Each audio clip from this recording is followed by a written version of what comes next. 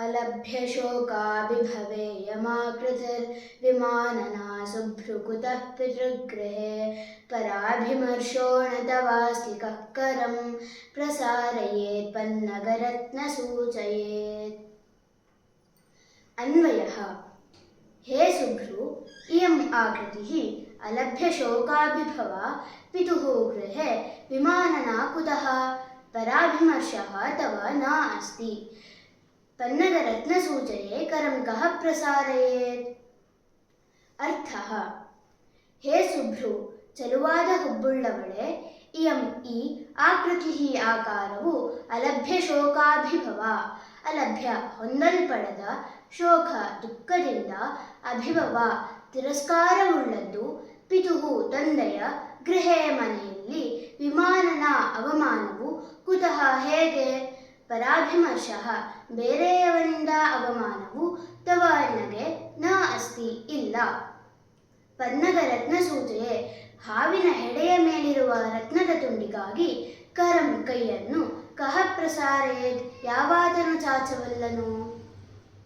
ಸಂಸ್ಕೃತ ಭಾವಾರ್ಥಃ. ಹೇ ಶೋಭನ ಭ್ರೂಯುಕ್ತೆ ಪಾರ್ವತಿ, ಶುಭಲಕ್ಷಣೋಪೇತಂ ತೇ ಸುಂದರಂ ರೂಪಂ ದುಃಖಯೋಗ್ಯಂ ನಾಸ್ತಿ. ते पितापि त्वयि नितरां स्निह्यति, अतः तव जनकस्य गृहेऽपि केनापि ते अपमानः कर्तुं न शक्यते. पित्राद्यतिरिक्तः कश्चिदन्यः त्वां तिरस्कुर्यादिति शङ्कयाप्ययं न हि कश्चिदपि सर्पस्य शिरोमणिं ग्रहीतुम् उद्यमं करोति. ಕನ್ನಡ ತಾತ್ಪರ್ಯ. ಸುಂದರವಾದ ಹುಬ್ಬುಗಳನ್ನು ಹೊಂದಿರುವ ಪಾರ್ವತಿಯೇ, ಶುಭ ಗುಣಗಳಿಂದ ಕೂಡಿದ ನಿನ್ನ ಸುಂದರ ನೋಟವು ದುಃಖಕ್ಕೆ ಅರ್ಹವಲ್ಲ.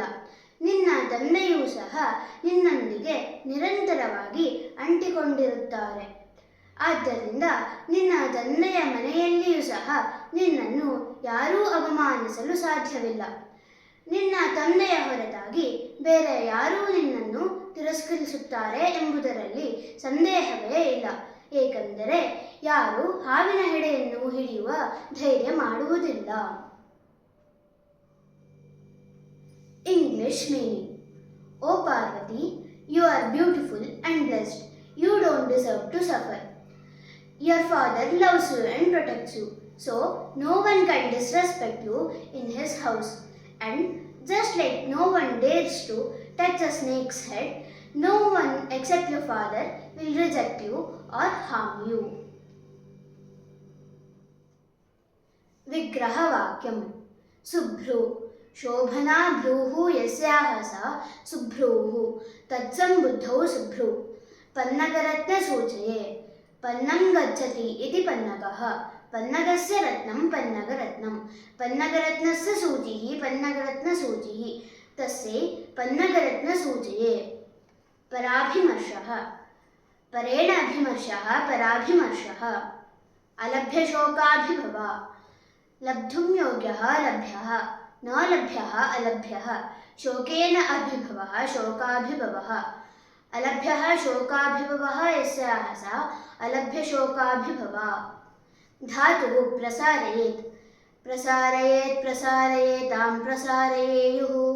प्रसारयेः प्रसारयेतं प्रसारयेत. प्रसारयेयं प्रसारयेव प्रसारयेम.